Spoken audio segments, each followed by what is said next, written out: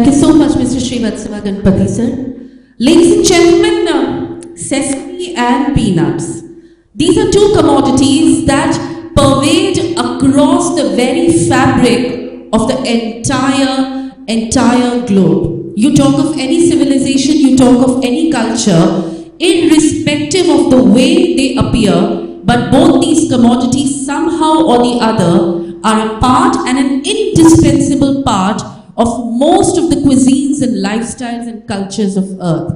And when I say lifestyles, it means not only as far as diet and processing is concerned, but even otherwise, just like commodities per se. For example, in a place like India, sesame also has tremendous religious value. So, I have a very simple question as I want to start this morning by making it super special, if not for everyone, at least for one person. How many of you ever in your life have had a chance to watch one episode or in any language of your own country, something similar of one of the world's most iconic reality shows, Who Wants to Be a Millionaire? Anyone? In India it is known as Kaun Banega Karodpati, but the idea is it's basically a multiple choice question and answer game where each time you give a right answer, you end up winning something and you come closer to the final benchmark, which is $1 million. So I'm sure you've seen it in your own respective countries in one format or the other. It's very simple. I ask you a question. If you know the answer, just put your hand up in the air. And the fastest hand rising first gets a very special gift. So ladies and gentlemen, the convention, the conference is called the World Sesame and Peanut Conference, and talking about sesame, it's not only a part of cuisine, culture, check. It's also a part of lore. It's a part of old stories and mythologies that have traveled from the dust of time to the modern world and have still sustained. There is one such story which probably has the most popular magical phrase that almost everyone knows in the world. What is that phrase? All right. Well, my friend here was very quick in answering, so obviously now I have to give it to him. I saw your hand going up in the air too. So don't worry, maybe I'll come back with some more prizes later in the day and I'll keep my eyes on you. Well, this one is yours. Let's make some noise for the lovely Mr. Mukul Gupta. Happy to see you back again. Let's have you on the stage, sir. Well, I told you, you win a prize. So this is for you. No, and this is a fabulous gift. So let's make some noise for our first winner of the day. Thank you so much. Mr. Mukul Gupta said, open sesame, one of the most long-standing fables of the world, Alibaba and the 40 Thieves. And the cave opening magic word, the cave full of treasures, was open sesame. And as we open sesame here, just as a matter of chance, I went to Google and it's got a great definition for open sesame. It says, open sesame is something that always works to bring about a desired result.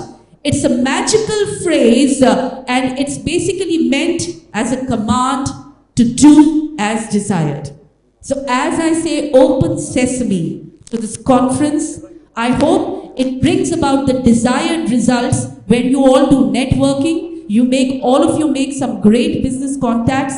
Your company, your business gets some great exposures, but most of all, you get to listen from the industry leaders globally. And keeping that thought in mind, it gives me great pleasure to invite on the podium our first speaker of the conference. Delivering the keynote address this morning is the Chief Operating Officer for Africa Pulses, Sesame and Peanuts, ETG, Mr. Tarun Chawla. As I invite him, let me just give you a couple of lines about Mr. Chawla. He's been with ETG for over 5 years. Prior to that, Mr. Tarun Chawla was with Olim for 11 years, most of which was spent in China and in Sesame sector. With over 2 decades of work experience, which involves living, traveling and managing businesses in multiple geographies and cultures. Over the years, he's worked on all streams of value creation, which include origination, supply chain, value-added processing, and downstream. Mr. Chawla is a BE mechanical engineer, a postgraduate in international business from IIFT, and has also completed a program in leading strategic growth business administration and management from the Columbia Business School. Opening the addresses this morning with his keynote address on global sesame market and industry and the way forward, let's give a generous round of applause to Mr. Tarun Chawla.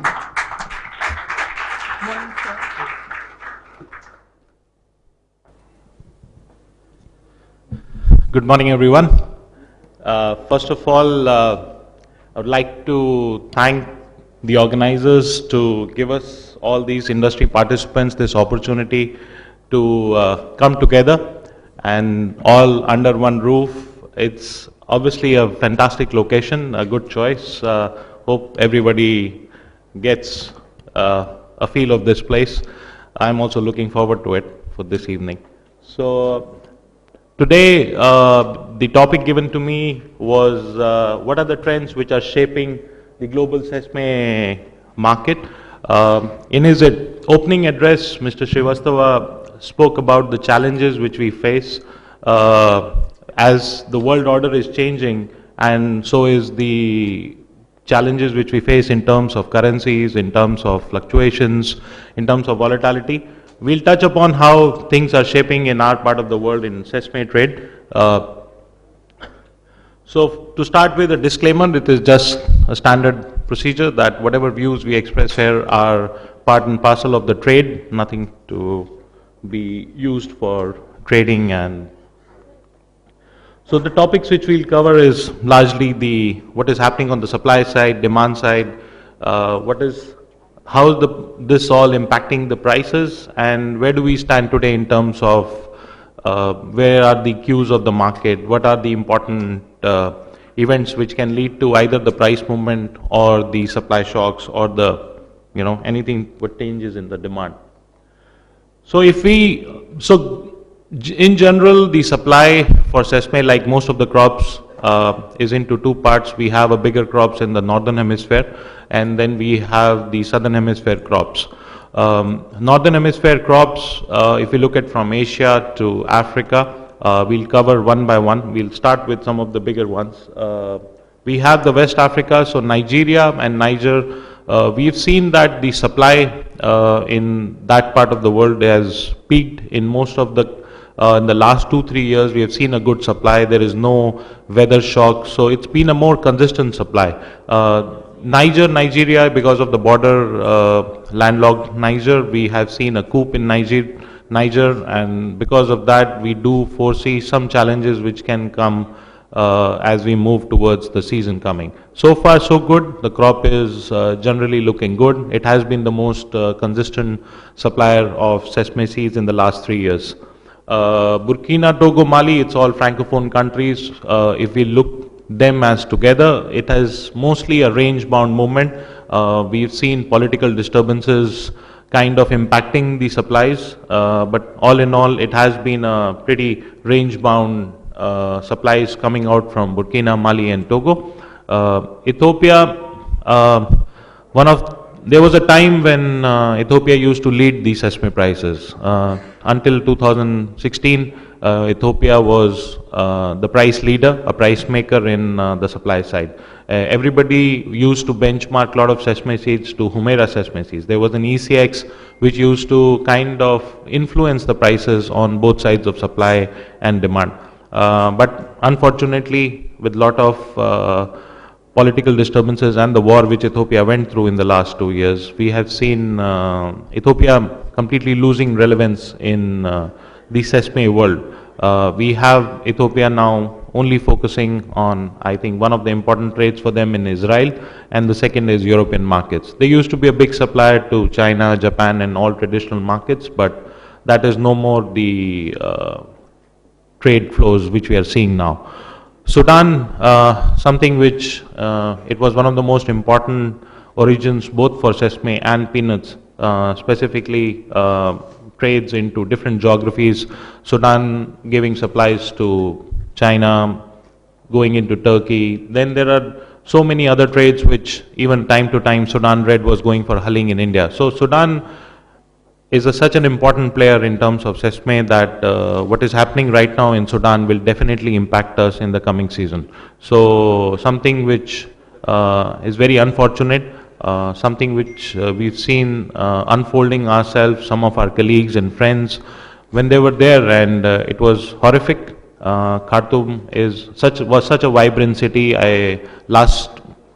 Whenever there was a trade conference or there was an event, or most of us have seen the vibrancy of that place, and what has happened is very sad. So we hope Sudan can recover from there. Tanzania, Mozambique and Uganda, there is Tanzania, we have seen lot of crop switch also which is happening. There is also sunflower seed which has come in. So we have seen some competing crops taking some of the supplies away in some parts of northern Tanzania. But large and large, we have seen a very range bound supply from Tanzania. Tanzania as a country sells their sesame seed through an auction program, large part of it. So there is, unlike the origination model where you can have bush buying model, it's a government controlled auction system. So the auction system has made the barriers to entry for multiple people and trade participants much less. And we've seen the importing country like China sending their own people to be participating in auction. So which is where the role definition of an importer and exporter is now smudged. So importers themselves have turned into exporters out of the origins. It is continuing. The season went well. The supplies were mostly expected range. Mozambique, country which has faced so many weather challenges, it continues to remain a dominant supply in southern hemisphere. Zimbabwe, Malawi, these two regions also end up because of the trade flow and the landlocked regions continue to be exported as Mozambique seeds. So we have seen a lot of Zimbabwe crops coming into Mozambique, and also some this year Malawi did get impacted because of the cyclone, but so far we've seen Mozambique delivering a sustainable supply. Uganda used to be a niche supplier, almost 30 to 40,000 tons, but what has been very encouraging for Ugandan is the organic certifications. One of the most prominent supplier of organic sesame seeds into the European markets has been the Uganda origin. If we look at Asia, and we have Brazil, which has now come into the supply side. India, we used to call a summer crop a smaller crop, or a crop which was a complementing crop to the winter crop. But now the summer crop is itself a very big crop, and we have seen winter crop facing so many weather challenges in India that the summer crop has done significantly well in the last 3 years. So unlike the historically how we used to understand the sesame in India, we have to keep a very important understanding of how the summer crop behaves. And this year again, after 3 years of La Nina impact, India is now facing an El Nino threat, but we will see how the event unfolds in terms of Indian weather conditions. Pakistan, I think there will be more discussion on that, but since the Pakistan has got the duty-free treatment approval in China, the crop size has grown tremendously, and largely it is because it's a cash crop. It allows the exporters to convert the commodity into dollars, which is something which every economy needs, the exports surplus. So Pakistan is now, we are hearing all kind of numbers, but I think they have reached a very good supply. We are almost 150 to 200,000 tons of supply. We will see how this crop unfolds to get to what kind of numbers from Pakistan will come. But definitely a very important origin to look for. It is a very encouraging that in some part of the world where the farmers are happy about what they're doing, and also the exporters are getting ready to leverage this crop. So this is something which we'll have to, it's encouraging at least in some side of the supply. China, at one point of time, the local crop of China was diminishing, largely because the return on competing crops were low. Sesame was a low yielding, low return crop, so it was largely import dependent. But this year it was an exceptional year where the local prices of sesame encouraged the farmers back into the planting, and we have seen the China crop is done well. It probably will have an excess supply, so which is right now being harvested and now being sold. So that is something which none of us expected 3 years back, that China supplies will start increasing again locally, but it has happened this year. Brazil, we have seen the crop numbers fluctuating, but most important part is it's a mechanized farming. It's as we more discuss to the industry participants, that it's something which is an alternative to their gap, which is the gap which is created between because of crop rotation, because of return on competing crops, whether it is in corn or soya, peanuts. So Brazil will, and sesame is a drought resistant seed, so they also look forward to the conditions which they are getting into. So sesame as an alternative in Brazil will continue to remain interesting. But what is important to note is that sesame is right now at a very up cycle. We have commodity low and up cycle. These prices may not sustain if we get into Sudan gets back, the supplies get back, and that time the main challenge for the Brazilian industry will come, because at that time they'll have to face, like we discussed in the morning, the currency fluctuations in Africa can make sesame sometime at a very low range prices. We have seen prices, we'll talk about in my presentation later, even in 2020, $1,000 commodity. So that is when the return on competing crops with corn and soya will come into play. So what is the major, we've seen farmers trying their best to plant basis the returns which they are getting, but something which is very important for all our participants to understand is that we are in a very different phase of weather cycle. If we look at the last 10 years, 11 years, so blue is La Nina and the red is El Ninos. How many? Only 2 years have been the neutral years. We are right now again entering El Nino phase, which is after 3 years of La Nina again getting into an El Nino phase. So there is hardly a neutral year in the last decade, only 2 years. What does it tell us? Because I think something which has been talked about by most of the experts, that our planet itself is going through a different cycle. So what we believed as a reference point may not be true. What happened 30 years back in terms of weather conditions, when to plant, the farmers got used to a weather pattern. This may not be true for the coming time. And as we move, we are facing, Mr. Shrivastava said it may be a weak El Nino, but if you look at the readings which is coming under the sea surface temperatures, it is looking like a strong El Nino. We may not be, it's a weaker one, it's already looking like an extremely strong one. So what brings with El Nino is that we may have a very different weather patterns. Right now, August has been very dry for India. It has been wet for central China, but it is getting wet in the north, whereas the Liaoning and Jilin, the northeastern provinces in China. We've seen the US dry conditions, the wet conditions. So we will see a lot of weather changes which are going to impact us and going forward. This is the overall, if we look at the major supplies of major origins, which is contributing to the total world trade. If you look at the major origins, we are almost 1.5 to 1.7 million tons of crop which is being traded. These are all estimated numbers because it's very difficult to put the numbers which actually flow through because of border trade and because of a lot of custom data is not being available. But we are in a phase where last season we've seen some reduction in supply in the northern hemisphere, and as a result we saw the prices remained very high. When I say high, normally Sesame trades between $1,300 to $1,500 price range. But as we cross that price range, that is something which is not so sustainable, but we like it or not, it has sustained for more than 6 months, and it is more likely to sustain as we move ahead.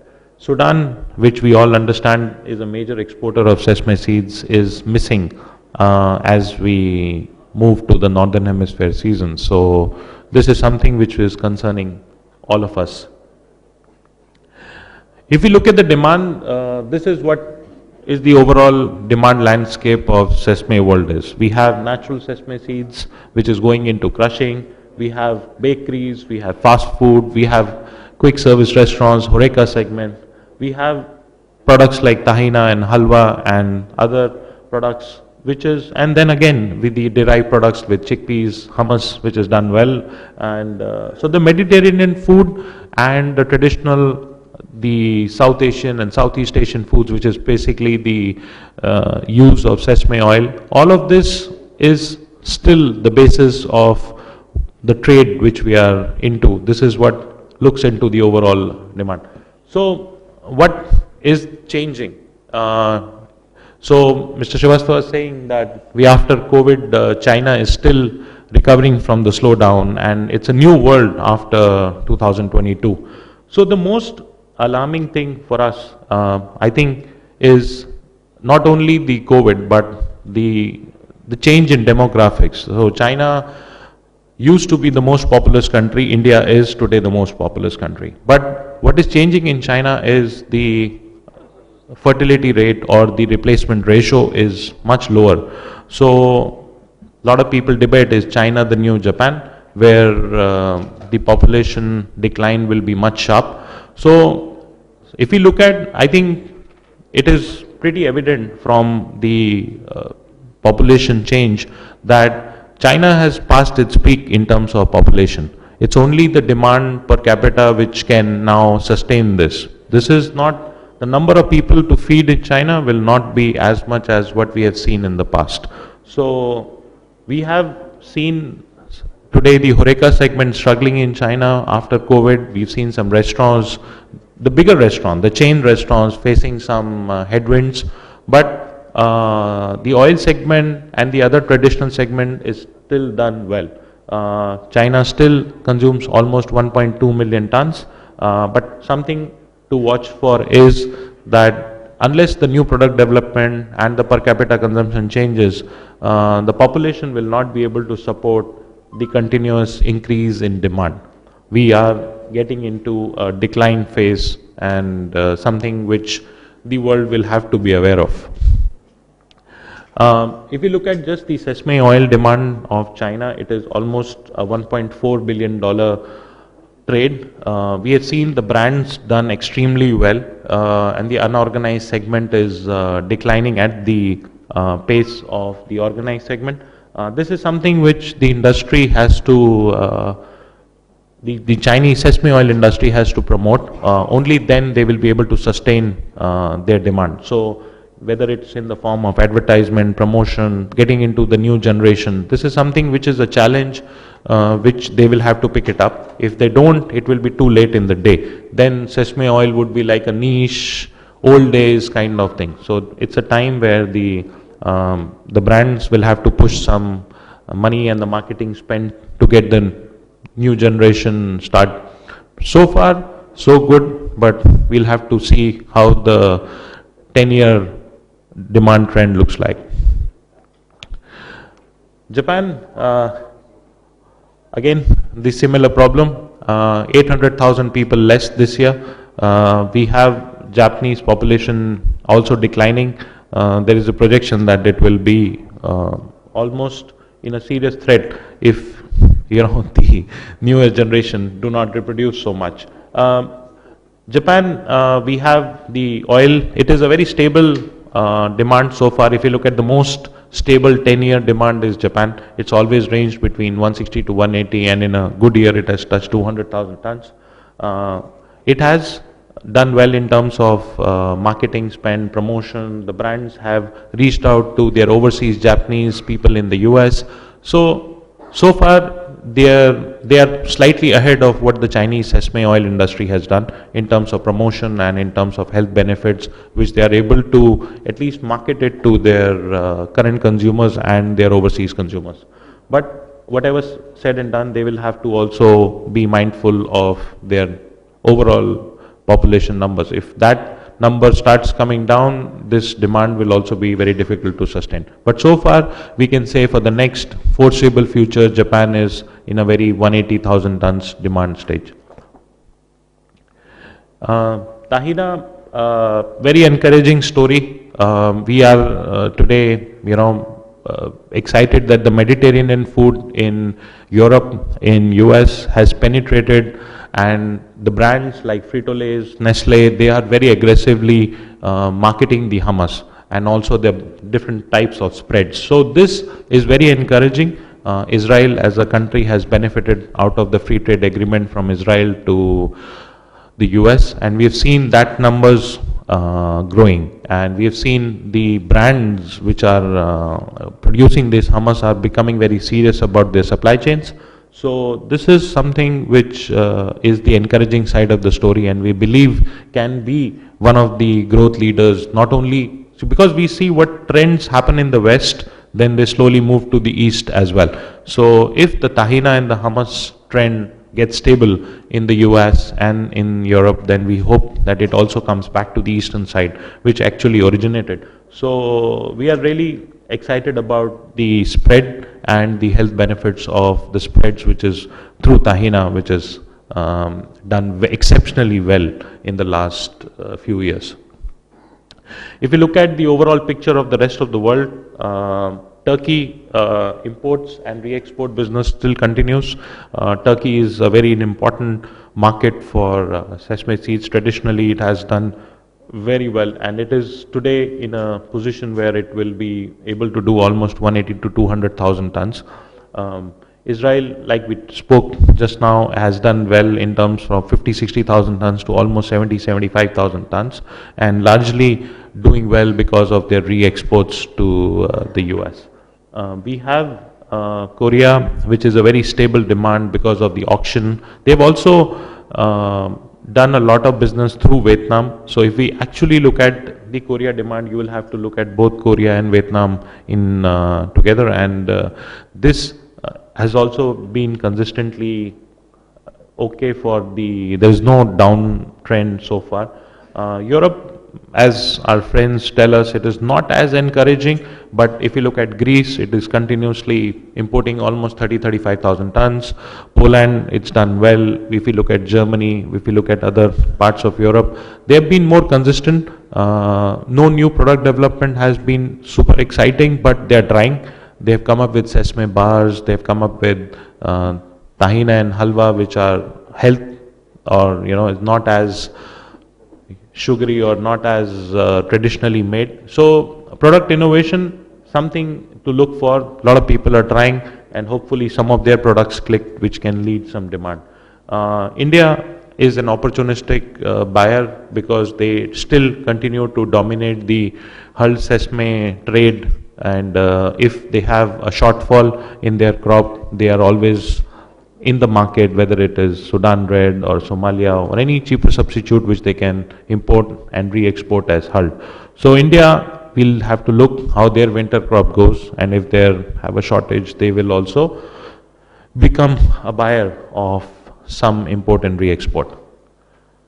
So we were talking about the price volatility, and something which Brazilian industry is, because if you look at the upcycle, it looks very encouraging as alternative crop. But if you look at the low cycle, and we've seen a lot of lows in sesame world, all because of climate, crop returns, currency movement, and largely because of what China was controlling as a 55% demand of the global sesame.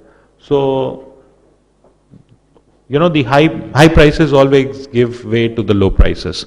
Today, it's only the Sudan uncertainty which has resulted in so much of sustained high prices. Because if the forward outlook of Northern Hemisphere crops with Sudan, definitely these prices will not sustain at these high prices. But these are the situation. We'll have to live with the uncertainty of 300 to 400,000 tons of Sudan missing from the supply. So where we are today, and this is where we kind of today look at the situation. Tanzania and Mozambique, the season is over. We have hardly any crop left anywhere. There is an over-dependence on Nigeria. Every market, whether it is Japan, whether it is China, whether it is Turkey, everywhere people are looking at. Even Europeans would look at hulled Nigerian sesame seeds. So it's a too much dependence on one origin. Burkina, Mali, Togo, not too much of penetration, but it is also increasing. But Nigeria is going to be a hotbed if nothing comes out from Sudan. Pipeline stocks, these are high prices. Nobody wants to carry them. It's a high interest environment. If you look at a small processor, nobody wants to carry stocks. So because of high interest rate and volatility, the pipeline stocks are very less.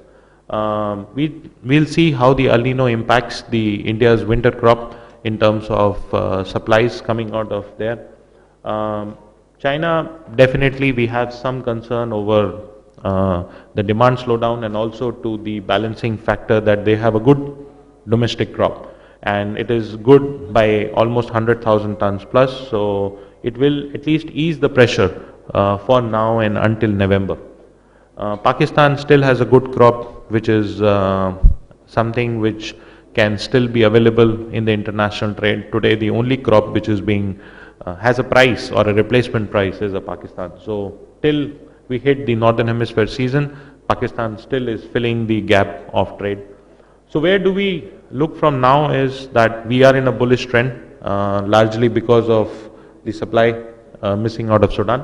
And if that continues, we will expect a high price range. High price range, high interest and high volatility. So something which is going to be challenging, but this is where we are as an industry. Thank you. Thank you very much for your time and patience. Please stay back on the stage.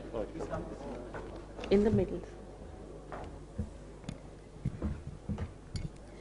Well, thank you so much, Mr. Chawla. Spoken like a true Sesame guru with the full overview, and we pretty much traveled the entire globe with him, at least the key territories. Ladies and gentlemen, as we conclude this keynote address, we've got somebody very special in the house to present a thank you memento to Mr. Tarun Chawla. Please put your hands up for Mr. Suresh Parmar of Mamta Commodities as I invite him on the stage to present a memento to Mr. Chawla for his time on the podium. Mr. Tarun Chawla, though of Indian origin, has pretty much a global personality and has been, stationed across various parts of the world. So what we have for him today morning, we have a feeling that he's truly going to cherish, because even though Indian by origin, this is something which could be a little tough for him to lay his hands on. Mr. Tarun Chawla, this is a very special commemorative silver coin minted by the India Government Mint commemorating the Constitution of India.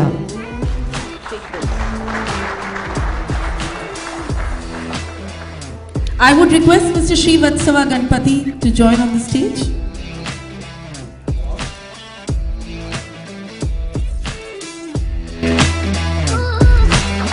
Thank you, and thank you so much, gentlemen. Thank you, Mr. Parmar. Thank you, Mr. Chawla.